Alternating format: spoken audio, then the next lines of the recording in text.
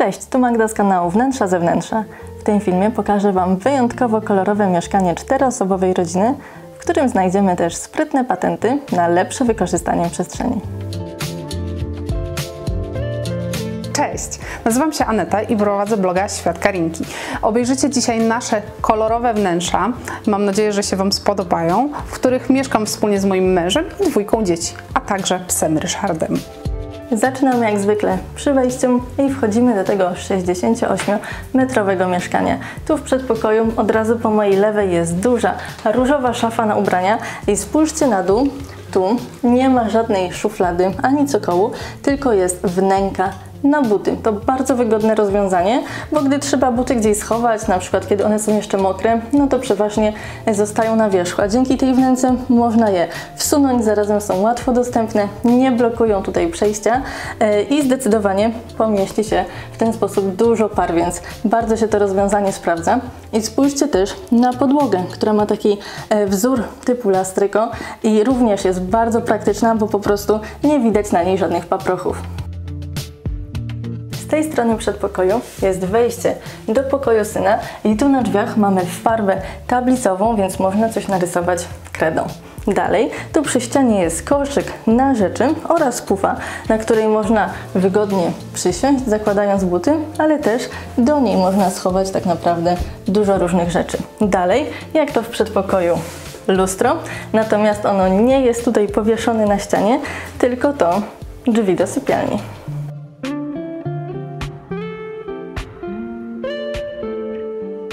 Od strony sypialni na drzwiach również jest lustro, które fajnie odbija światło z okna na wprost. A teraz spójrzcie tu dalej, bo w sypialni mamy sporo dekoracji. Poza plakatami na ścianie pojawiły się również kapelusze. Tu w rogu stoi złoty manekin, a tu są również sznurki, które pięknie zmieniają kolor. Sypialnia jest nieduża, więc jeśli postawimy tutaj łóżko na środku, nie ma miejsca na szafę, ale to nic nie szkodzi, bo po pierwsze stelaż łóżka jest podnoszony i dużo rzeczy mieści się pod materacem, a po drugie zaraz po drugiej stronie korytarza znajduje się garderoba.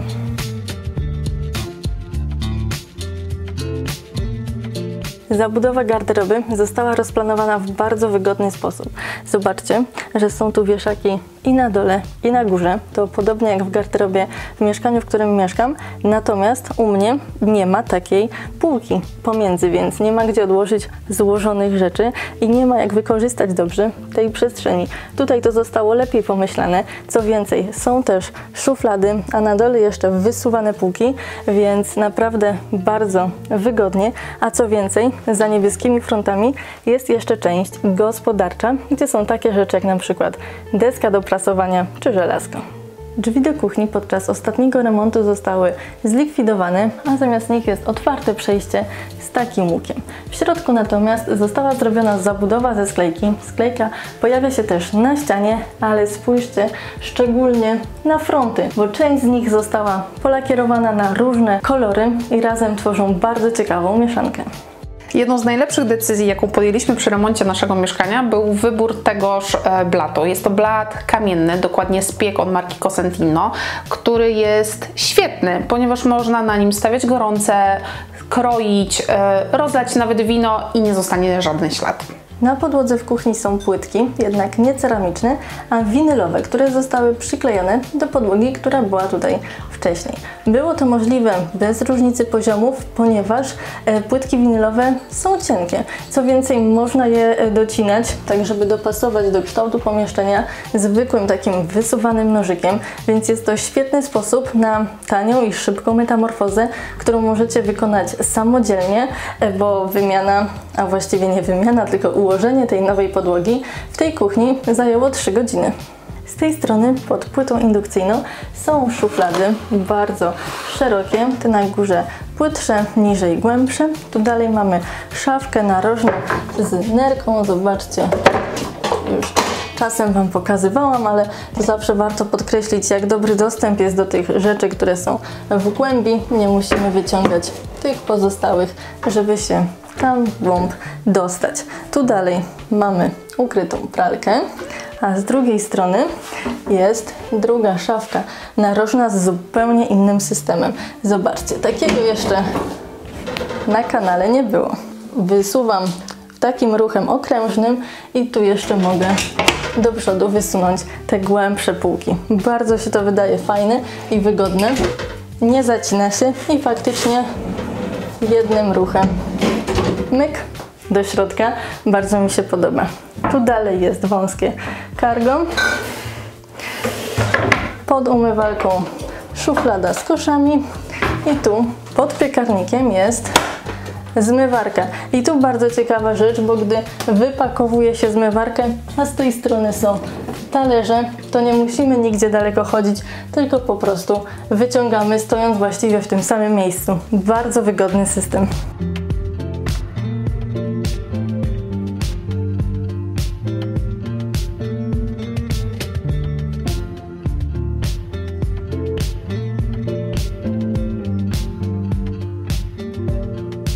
W mieszkaniu przed remontem było sporo mebli z ciemnego drewna.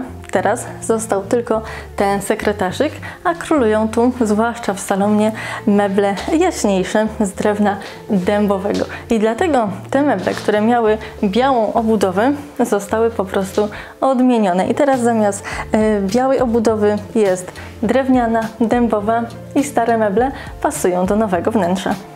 Tu wcześniej była tapeta i po jej zdjęciu została taka nierówna ściana, która wyglądała bardzo fajnie. Dlatego zapadła decyzja, żeby wyrównać ją tylko do połowy, tak jak jest lamperia, a wyżej zostawić właśnie w takim surowym, artystycznym charakterze. W tej części salonu nad sofą jest galeria ścienna. Mamy przeróżne plakaty w różnych rozmiarach, które jednak fajnie ze sobą współgrają i myślę, że to jest duża zasługa ram, gdyż wszystkie są w tym samym stylu, to jest ten sam kolor i ten sam kształt i właśnie taki sposób dobrania ramek uspójnia całą galerię ścienną. Tu niżej jest niebieski, taki granatowy właściwie narożnik, a na przeciwnym końcu pokoju duży telewizor. I chociaż wydaje się, że to duża odległość, to tak naprawdę do takiego rozmiaru telewizora jest w sam raz. Natomiast siedząc na sofie można równie dobrze podziwiać nie filmy, ale taras, który został przepięknie zaaranżowany, ma drewnianą podłogę, wygodne miejsca do wypoczynku, jest nawet huśtawka, a co więcej są też drewniane szafy, do których można schować sporo rzeczy.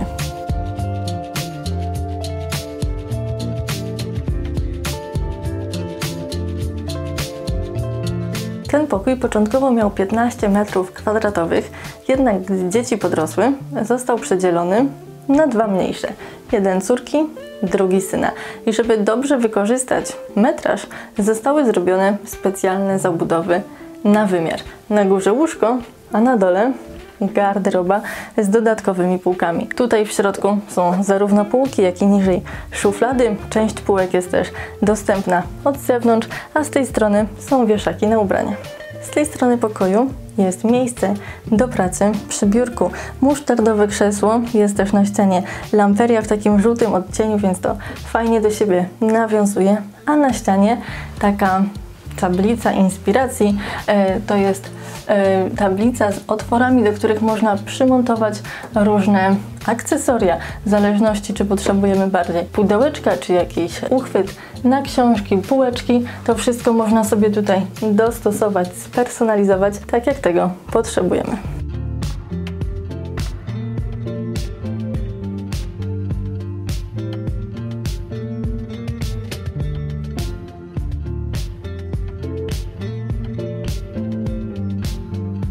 W pokoju córki również jest zabudowa na wymiar, a co ciekawe, ponieważ tu nie ma pełnych 2 metrów, również materac trzeba było kupić na zamówienie trochę mniejszy.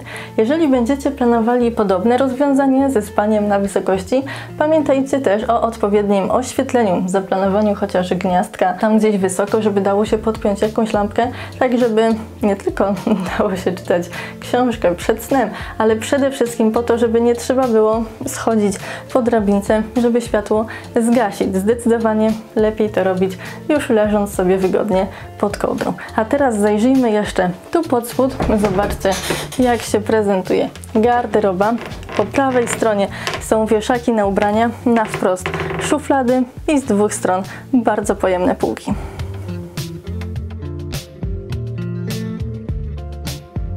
W tym pokoju królują pastele. Mamy pastelową tapetę, delikatnie różowe chmurki, miętowe półki, błękitne krzesło, a co ciekawe, podobną paletę barw znajdziemy w łazience.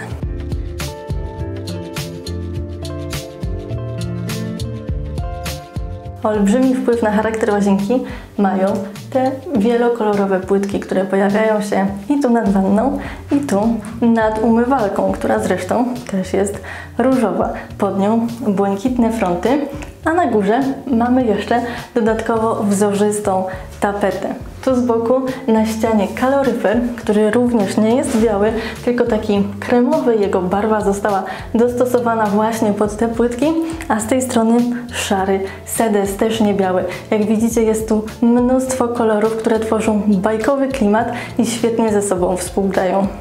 W przypadku łazienki musieliśmy z mężem dojść do porozumienia, ponieważ ja marzyłam o dużej wanie, a on nie był w stanie zrezygnować z deszczownicy. Dlatego zdecydowaliśmy się na składany parawan. Zobaczcie, jak on wygląda. W jednej chwili każda z nas ma to, o czym marzyło i jednocześnie spełnia on swoje zastosowanie, a łazienka nie wygląda na taką małą, jaka jest. Jeśli chodzi o przestrzeń do przechowywania, to przede wszystkim pod umywalką mamy dwie bardzo duże i pojemne szuflady, ale też tutaj pojawiła się zabudowa na ścianie i mamy 4 szafki.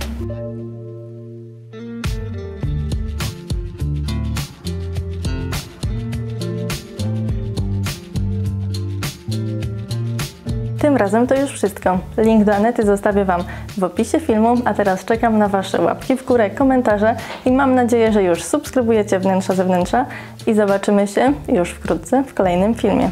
Pa, pa!